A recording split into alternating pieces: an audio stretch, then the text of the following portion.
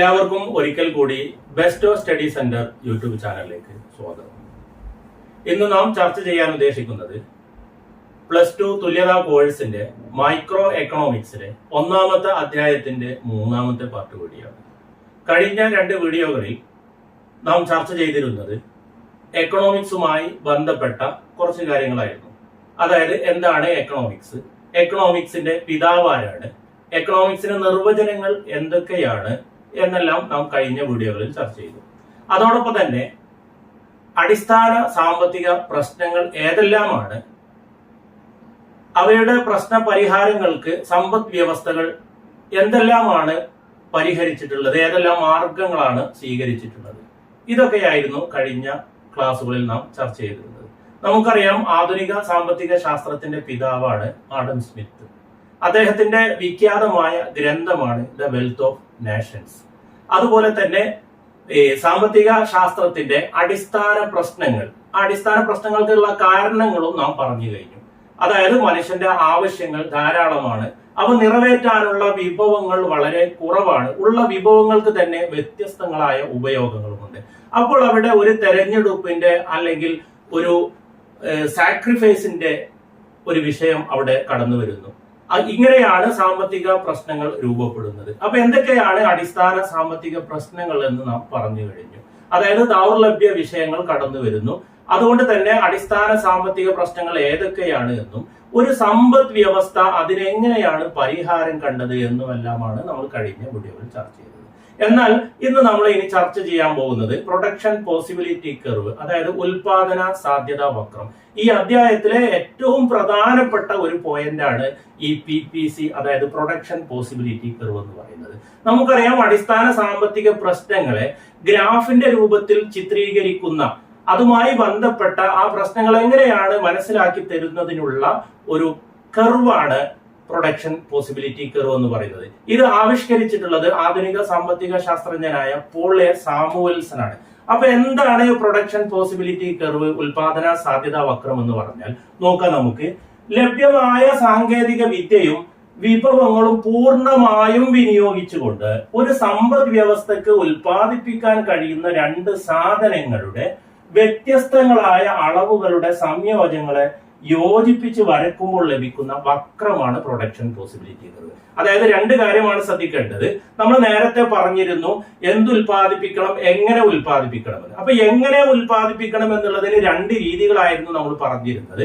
അതായത് labour intensive technology, capital intensive technology. ഇതാണ് ലഭ്യമായ വിഭവങ്ങൾ, അതുപോലെ തന്നെ ലഭ്യമായ സാങ്കേതിക വിദ്യ.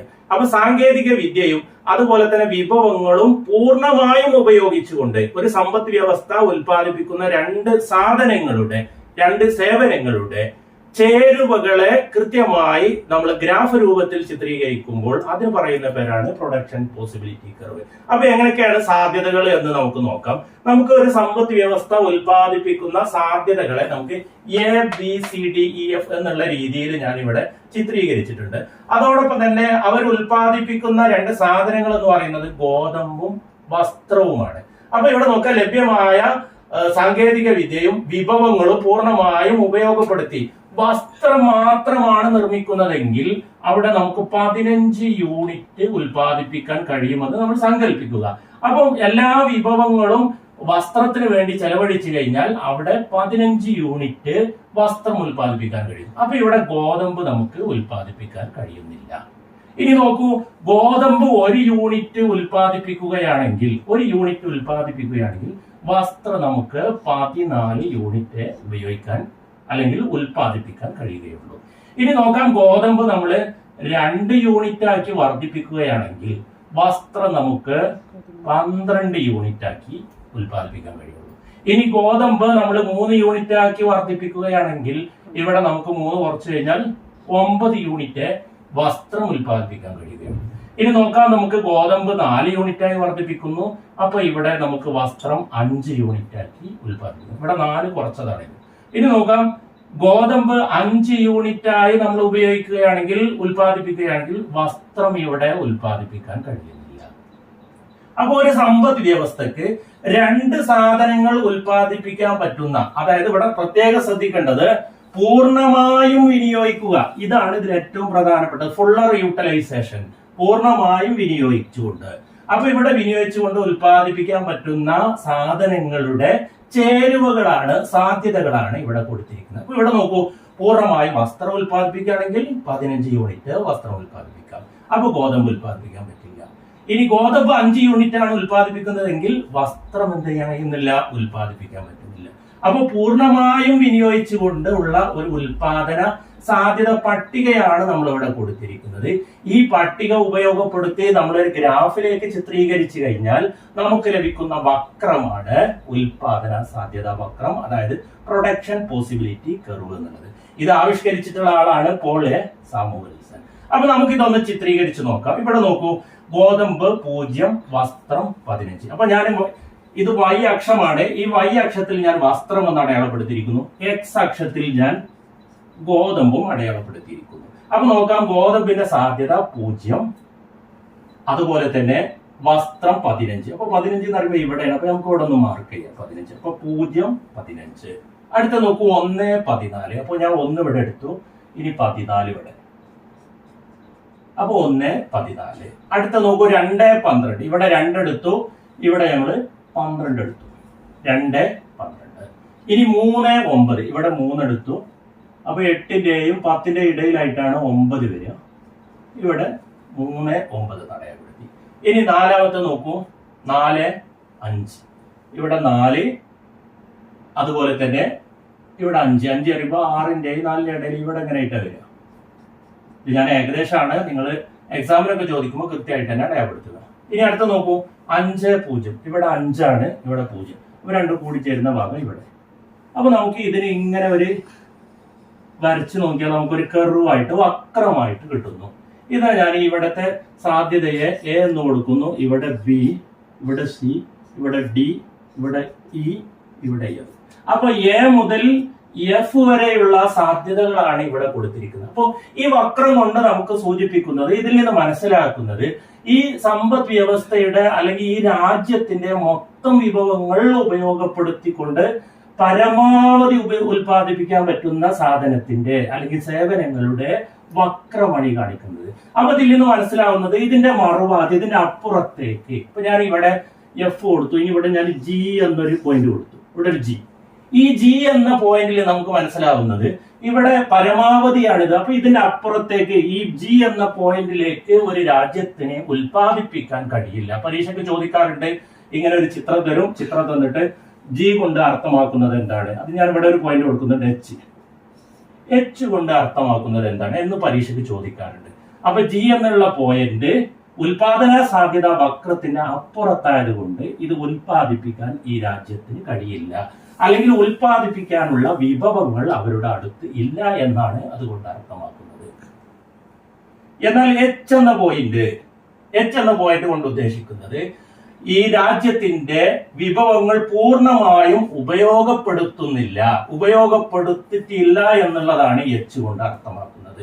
അപ്പൊ നമുക്കറിയാം, നമ്മുടെ രാജ്യത്ത് ഒരുപാട് ഫാക്ടറികൾ അടഞ്ഞു കിടക്കുന്നുണ്ട്, അതുപോലെ തന്നെ ഉൽപാദന കേന്ദ്രങ്ങൾ പൂട്ടിയിട്ടിട്ടുണ്ട്, അതുപോലെ തന്നെ നമ്മുടെ രാജ്യത്തുള്ള ചെറുപ്പക്കാർക്ക് കുറെ തൊഴിലില്ലായ്മ ഉണ്ട്. ഇത്തരം സാഹചര്യങ്ങളിലൊക്കെ അവിടെ വിഭവങ്ങൾ, മാനുഷിക വിഭവങ്ങളാവട്ടെ അല്ലെങ്കിൽ മറ്റ് വിഭവങ്ങളായിട്ട് ആ രാജ്യം പൂർണ്ണമായി ഉപയോഗപ്പെടുത്തുന്നില്ല.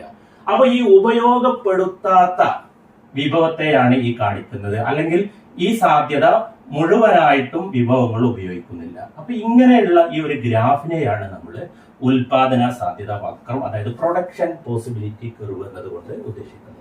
അപ്പൊ എന്താണ് പ്രൊഡക്ഷൻ പോസിബിലിറ്റി കർവ് എന്ന് നിങ്ങൾക്ക് മനസ്സിലായി. ഇപ്പൊ പരീക്ഷയ്ക്ക് ചോദിക്കും, എന്താണ് പ്രൊഡക്ഷൻ പോസിബിലിറ്റി കർവ്, ഇത് എങ്ങനെയാണ് വിശദീകരിക്കുക, ഈ ഗ്രാഫിൽ കാണിച്ചിരിക്കുന്ന ഈ പോയിന്റുകൾ എന്തൊക്കെയാണ് എന്നൊക്കെയാണ് ചോദിക്കുക. അപ്പൊ എ മുതൽ എഫ് വരെയുള്ള പോയിന്റ് മുഴുവൻ വിഭവങ്ങളും ഉപയോഗിച്ച് ഉൽപ്പാദിപ്പിക്കുന്നു. എച്ച് എന്നുള്ളത് പൂർണ്ണമായും വിഭവങ്ങൾ ഉപയോഗിക്കുന്നില്ല. ജി എന്നുള്ളത് ഉപയോഗിക്കാൻ കഴിയാത്ത അത്ര പോയിന്റ് ആണ് കാണിക്കുന്നത്. അതായത് അവരുടെ അടുത്ത്, അല്ലെങ്കിൽ ആ രാജ്യത്തിനടുത്ത്, അല്ലെങ്കിൽ ആ സമ്പദ് വ്യവസ്ഥയുടെ അടുത്ത് അവരുടെ ഉൽപ്പന്നം അല്ലെങ്കിൽ വിഭവങ്ങൾ ഇല്ല എന്നാണ് അതുകൊണ്ട് അർത്ഥമാക്കുന്നത്. അപ്പോൾ ഈ ഉൽപാദന സാധ്യത വക്രം ആവിഷ്കരിച്ചിട്ടുള്ളത് പോൾ എ സാമുവൽസൺ. അത് മനസ്സിലാക്കി വെക്കുക. അപ്പൊ എന്താണെന്ന് നിങ്ങൾക്ക് മനസ്സിലായി കഴിഞ്ഞു. ഇനി നോക്കാം, ഇതിൽ നിന്ന് മറ്റൊരു പോയിന്റ് കൂടെ വളരെ പ്രധാനപ്പെട്ടതാണ്. അതാണ് ഇനി പറയാൻ പോകുന്നത്. അതായത് അവസരാത്മക ചെലവ് അല്ലെങ്കിൽ അവസര ചെലവ്, അതായത് ഓപ്പർച്യൂണിറ്റി കോസ്റ്റ്. ഈ ഓപ്പർച്യൂണിറ്റി കോസ്റ്റ് എന്ന് പറയുമ്പോൾ ശ്രദ്ധിക്കുക, നമ്മൾ നേരത്തെ പറഞ്ഞു ഉൽപാദന സാധ്യത വക്രത്തിൽ 2 ഉൽപ്പന്നങ്ങളാണ് ആ രാജ്യം ഉൽപ്പാദിപ്പിക്കുന്നതെന്ന് പറഞ്ഞു. അപ്പൊ ഒരു ഉൽപ്പന്നത്തിന്റെ അളവ് കൂട്ടണമെങ്കിൽ രണ്ടാമത്തെ വസ്തുവിന്റെ അളവ് കുറയ്ക്കേണ്ടി വരും. അതായത് ഒന്ന് കൂട്ടണമെങ്കിൽ ഒന്ന് കുറയ്ക്കേണ്ടി വരും. ഇവിടെ നോക്കൂ, ഇവിടെ 1 കൂട്ടി, അപ്പൊ ഇവിടെ കുറച്ചു, ഇവിടെ കൂട്ടി, ഇവിടെ കുറച്ചു. ഇനി മുകളിലോട്ട് നോക്കൂ, ഇവിടെ കൂട്ടുമ്പോൾ ഇവിടെ കുറക്കുന്നു. അതായത് ഒരു ഉൽപ്പന്നം കൂട്ടണമെങ്കിൽ മറ്റേ ഉൽപ്പന്നം എന്ത് ചെയ്യേണ്ടി വരും? കുറയ്ക്കേണ്ടി വരും. അപ്പൊ ഇങ്ങനെ കുറയ്ക്കേണ്ടി വരുന്ന വസ്തുവിന്റെ അളവിനെയാണ് നമ്മൾ അവസരാത്മക ചെലവ് എന്ന് പറയുന്നത്. ഒന്നിവിടെ നോക്കാം, 2 സാധനങ്ങൾ മാത്രം ഉൽപ്പാദിപ്പിക്കുന്ന സമ്പദ് വ്യവസ്ഥയിൽ ഒരു സാധനത്തിന്റെ ഉൽപാദനം ഒരു നിശ്ചിത യൂണിറ്റ് വർദ്ധിപ്പിക്കേണ്ടി വരുമ്പോൾ രണ്ടാമത്തെ സാധനത്തിന്റെ അളവ് കുറയ്ക്കേണ്ടതായി വരും. ഇവിടെ അധികമായി ലഭിച്ച സാധനത്തിന്റെ അളവിനെ ത്യജിക്കേണ്ടി വന്ന സാധനത്തിന്റെ അവസര ചെലവ് എന്ന് പറയുന്നു. അതായത് കൂടുതലായി ഉൽപ്പാദിപ്പിക്കപ്പെട്ട അളവിനെ നമ്മൾ എന്ത് പറയുന്നു? കുറച്ച വസ്തുവിന്റെ അവസര ചെലവ്, അതായത് ഓപ്പർച്യൂണിറ്റി കോസ്റ്റ്, അവസരാത്മക ചെലവ് എന്ന് പറയും. ഇത് വളരെ പ്രധാനപ്പെട്ടതാണ്. ഈ 2 പോയിന്റുകൾ ഒന്നാമത്തെ അധ്യായത്തിലെ ഏറ്റവും പ്രധാനപ്പെട്ട പോയിന്റ് ആണ്. പരീക്ഷയ്ക്ക് സ്ഥിരമായി ചോദിക്കുന്നതാണ്. അപ്പൊ എന്താണ് പ്രൊഡക്ഷൻ പോസിബിലിറ്റി കർവ് എന്ന് ചോദിക്കും. അല്ലെങ്കിൽ ഈ ഗ്രാഫ് വരച്ചുകൊണ്ട് എന്താണ് ഇത് അർത്ഥമാക്കുന്നത്, എച്ച് എന്ന പോയിന്റ്, ജി എന്ന പോയിന്റ്, അല്ലെങ്കിൽ എ മുതൽ എഫ് വരെയുള്ള പോയിന്റുകൾ എന്താണ് അർത്ഥമാക്കുന്നത് എന്നാണ് പരീക്ഷയ്ക്ക് ചോദിക്കാറുള്ളത്. ഇനി നമുക്ക് ഈ പാഠഭാഗത്തിലെ ഏറ്റവും അവസാന പോയിന്റായ മൈക്രോ എക്കണോമിക്സും മാക്രോ എക്കണോമിക്സും എന്താണെന്ന് നമുക്ക് പറയാം. ഇനി നമുക്ക് മൈക്രോ എക്കണോമിക്സ്, മാക്രോ എക്കണോമിക്സ്, അതായത് സ്ഥൂല സാമ്പത്തിക ശാസ്ത്രം, അതുപോലെ തന്നെ സൂക്ഷ്മ സാമ്പത്തിക ശാസ്ത്രം, ഇത് രണ്ടും എന്താണ് എന്നും അവയിൽ ഉൾപ്പെടുന്ന ഘടകങ്ങൾ ഏതൊക്കെയാണ് എന്നും ഒക്കെയാണ് നമുക്ക് പഠിക്കാനുള്ളത്. അപ്പൊ ഇവിടെ ശ്രദ്ധിക്കുക, ഒരു സാമ്പത്തിക ശാസ്ത്രത്തെ, അതായത് എക്കണോമിക്സിനെ 2ആയിട്ട് നമുക്ക് തരംതിരിക്കാം. ഒന്ന് മാക്രോ എക്കണോമിക്സ്, രണ്ടാമത്തത് മൈക്രോ എക്കണോമിക്സ്. അതായത് സ്ഥൂല സാമ്പത്തിക ശാസ്ത്രം, സൂക്ഷ്മ സാമ്പത്തിക ശാസ്ത്രം. ഇപ്പൊ നമ്മൾ പഠിച്ചുകൊണ്ടിരിക്കുന്നത് സൂക്ഷ്മ സാമ്പത്തിക ശാസ്ത്രമാണ്. ഇങ്ങനെ സാമ്പത്തിക ശാസ്ത്രത്തെ 2ആയിട്ട് തരംതിരിച്ചിരിക്കുന്നത് നോർവേക്കാരനായ റാഗ്നർ ഫ്രിഷ് എന്ന് പറയുന്ന സാമ്പത്തിക ശാസ്ത്രജ്ഞനാണ്. അപ്പൊ ഇവിടെ നോക്കാം, നമുക്ക് മാക്രോസ് എന്ന പദത്തിൽ നിന്ന്, അതായത് ഗ്രീക്കിലെ വലുത് എന്ന അർത്ഥം വരുന്ന മാക്രോസ് എന്ന പദത്തിൽ നിന്നാണ് മാക്രോ എന്നുള്ള പദം എടുത്തിരിക്കുന്നത്. അങ്ങനെയാണ് മാക്രോ എക്കണോമിക്സ്, അതായത് സ്ഥൂല സാമ്പത്തിക ശാസ്ത്രം എന്ന് പറയുന്നത്. സ്ഥൂലം എന്ന് പറയുമ്പോൾ വലുത്, മൊത്തം എന്ന അർത്ഥമാണ്.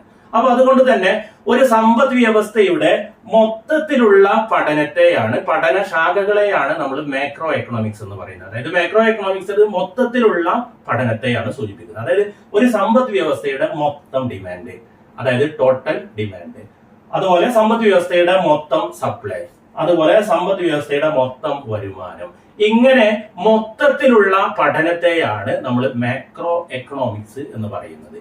എന്നാൽ മൈക്രോസ് നോക്കൂ, ഗ്രീക്ക് പദത്തിലെ ചെറുത് എന്ന അർത്ഥം വരുന്ന മൈക്രോസിൽ നിന്നാണ് മൈക്രോ എന്ന പദം എടുത്തുകൊണ്ട് മൈക്രോ എക്കണോമിക്സ് എന്ന ശാസ്ത്രശാഖക്ക് രൂപം കൊടുത്തിരിക്കുന്നത്. അപ്പൊ മൈക്രോ എക്കണോമിക്സിൽ ചെറുത് എന്ന അർത്ഥം വരുന്നത്, അതായത് ഒരു സമ്പദ് വ്യവസ്ഥയുടെ ചെറിയ ഘടകങ്ങളെ കുറിച്ച് പഠിക്കുകയാണെങ്കിൽ, അതായത് ഒരു സാധനത്തിന്റെ വില, പ്രൈസ് ഓഫ് എ കമ്മോഡിറ്റി, അതുപോലെ ഒരു ഉപഭോക്താവിന്റെ ഡിമാൻഡ്, അതുപോലെ ഒരു ഉൽപാദകന്റെ സപ്ലൈ, ഇങ്ങനെ തുടങ്ങിയിട്ടുള്ള ഒരു സമ്പദ് വ്യവസ്ഥയിലെ ചെറിയ ഘടകങ്ങളെ കുറിച്ചുള്ള പഠനമാണെങ്കിൽ അതിനെയാണ് നമ്മൾ മൈക്രോ എക്കണോമിക്സ് എന്നതുകൊണ്ട് ഉദ്ദേശിക്കുന്നത്. മൈക്രോ എക്കണോമിക്സിൽ ഉൾപ്പെടുന്ന കാര്യങ്ങളാണ് ഇതൊക്കെ. അപ്പോ മൈക്രോ മാക്രോ എന്ന് തരംതിരിച്ചിരിക്കുന്നത് നോർവേക്കാരനായ സാമ്പത്തിക ശാസ്ത്രജ്ഞൻ റാഗ്നർ ഫ്രിഷ് ആണ്. അപ്പൊ ഈ അധ്യായത്തിലെ ഏകദേശം കാര്യങ്ങളൊക്കെ നമ്മൾ പറഞ്ഞു കഴിഞ്ഞു. അപ്പം ഈ അധ്യായത്തിൽ നമ്മൾ പ്രധാനമായും പഠിച്ചിരിക്കുന്നത് സാമ്പത്തിക ശാസ്ത്രത്തിന്, ആധുനിക സാമ്പത്തിക ശാസ്ത്രത്തിന്റെ പിതാവ് ആഡം സ്മിത്ത്, അദ്ദേഹത്തിന്റെ പ്രധാനപ്പെട്ട പുസ്തകമാണ് വെൽത്ത് ഓഫ് നേഷൻസ്. അതുപോലെ തന്നെ അടിസ്ഥാനപരമായ സാമ്പത്തിക പ്രശ്നങ്ങൾ ഏതൊക്കെയാണ്, എന്തുൽപാദിപ്പിക്കണം, എങ്ങനെ ഉൽപ്പാദിപ്പിക്കണം, ആർക്ക് വേണ്ടി ഉൽപ്പാദിപ്പിക്കണം, ഈ പ്രശ്നങ്ങളെ പരിഹരിക്കാൻ വേണ്ടി സമ്പദ് വ്യവസ്ഥകൾ കണ്ട മാർഗങ്ങൾ. 3 തരത്തിലുള്ള സമ്പദ് വ്യവസ്ഥകളാണുള്ളത്. ഒന്ന് കമ്പോള സമ്പദ് വ്യവസ്ഥ അല്ലെങ്കിൽ മുതലാളിത്ത സമ്പദ് വ്യവസ്ഥ, രണ്ടാമത്തത് സോഷ്യലിസ്റ്റ് സമ്പദ് വ്യവസ്ഥ, മൂന്നാമത്തത് മിശ്ര സമ്പദ് വ്യവസ്ഥ. ഈ വ്യവസ്ഥകളൊക്കെ, ഈ സമ്പദ് വ്യവസ്ഥകൾ എങ്ങനെയാണ് ഈ കേന്ദ്രീയ പ്രശ്നങ്ങൾക്ക് പരിഹാരം കണ്ടത് എന്ന് നമ്മൾ പഠിച്ചു കഴിഞ്ഞു. അതിനുശേഷം നമ്മൾ പ്രൊഡക്ഷൻ പോസിബിലിറ്റി കർവ് പഠിച്ചു. അതോടൊപ്പം തന്നെ ഓപ്പർച്യൂണിറ്റി കോസ്റ്റും പഠിച്ചു. അതുപോലെ മൈക്രോ മാക്രോ എക്കണോമിക്സും പഠിച്ചു. ഇത്രയും കാര്യങ്ങളാണ് ഈ ഒന്നാമത്തെ അധ്യായത്തിലുള്ളത്. ഇനി ഇതുമായി ബന്ധപ്പെട്ട എക്സാമിന് വന്ന അല്ലെങ്കിൽ ടെക്സ്റ്റ് ബുക്കിലുള്ള ചോദ്യങ്ങളൊക്കെ നമുക്ക് അടുത്ത വീഡിയോയിൽ ചർച്ച ചെയ്യാം. ഓക്കെ, ഈ ചാനൽ ആദ്യമായിട്ടാണ് കാണുന്നതെങ്കിൽ സബ്സ്ക്രൈബ് ചെയ്യുക. അതുപോലെ തന്നെ നിങ്ങളുടെ സുഹൃത്തുക്കളിലേക്ക് ഇതിന്റെ ലിങ്ക് അയച്ചു കൊടുക്കുക. ഓക്കെ, അടുത്ത വീഡിയോ വരും വരെ എല്ലാവർക്കും താങ്ക് യു.